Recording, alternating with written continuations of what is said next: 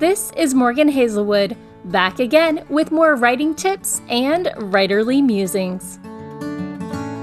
Today, I'm here with Family Structures in Science Fiction and Fantasy, a Balticon 56 panel from 2022.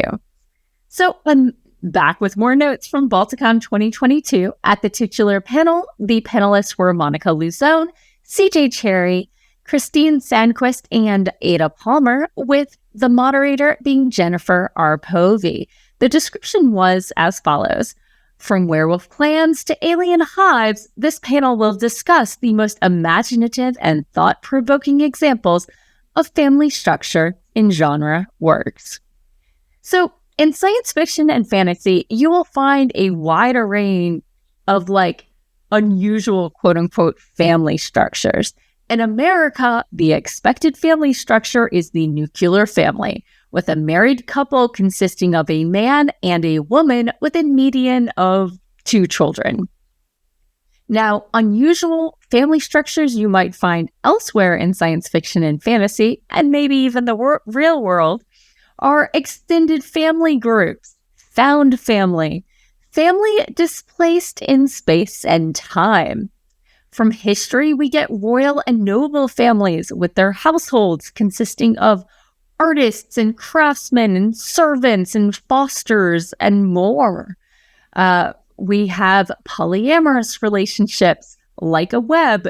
Everyone in the relationship can be dating any number of other people so long as everyone knows.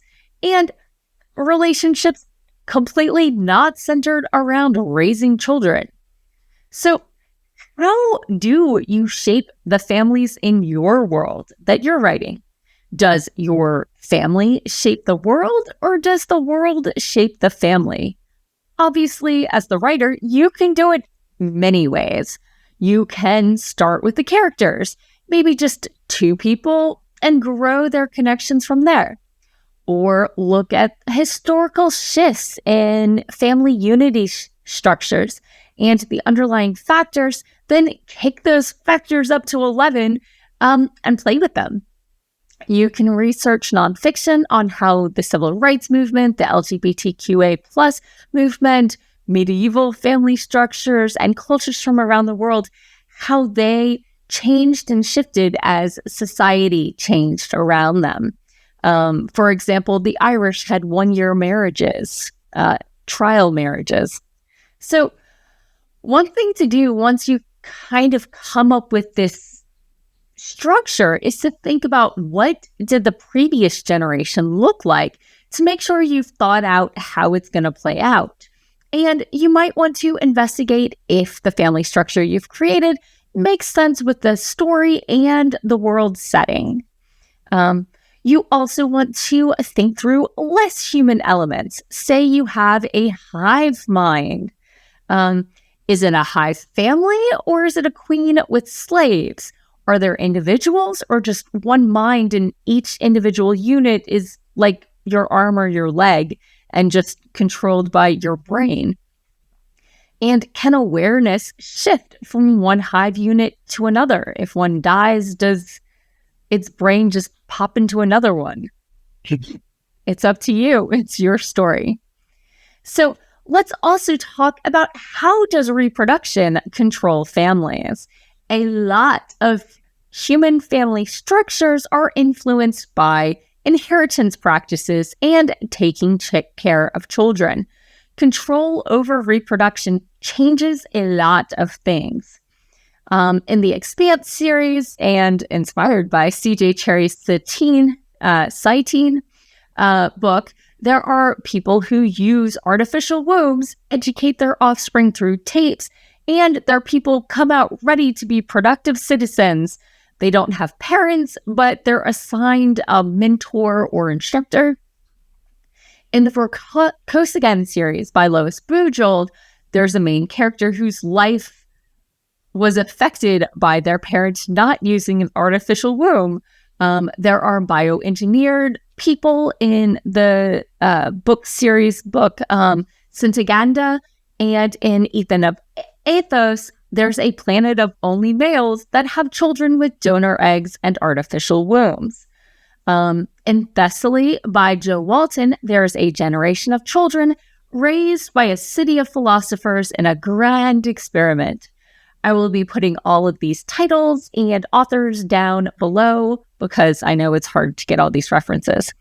So let's talk about some more recommendation. This panel was 90% recommendations. So let's get to them.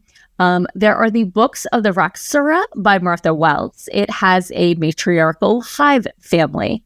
Murderbot, also by Martha Wells, features found family and AI. The Expanse series by James S.A. Corey contain James Holden, whose parents are a polyamorous group with 5 men and 3 women. The Deepest Rift by Ruthanna Emrys has scientists where the characters assigned to research groups are expected to become their family.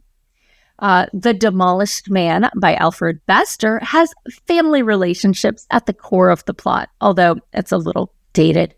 The Alliance Union series by C.J. Cherryh has the Spacer families traveling through space where everyone on the ship is related and dalliances happen when they're in port.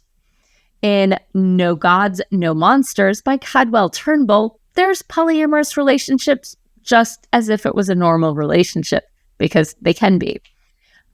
In Star Wars Thrawn Ascendancy by Timothy Zahn, they have people who switch families based on either their politics or new job opportunities.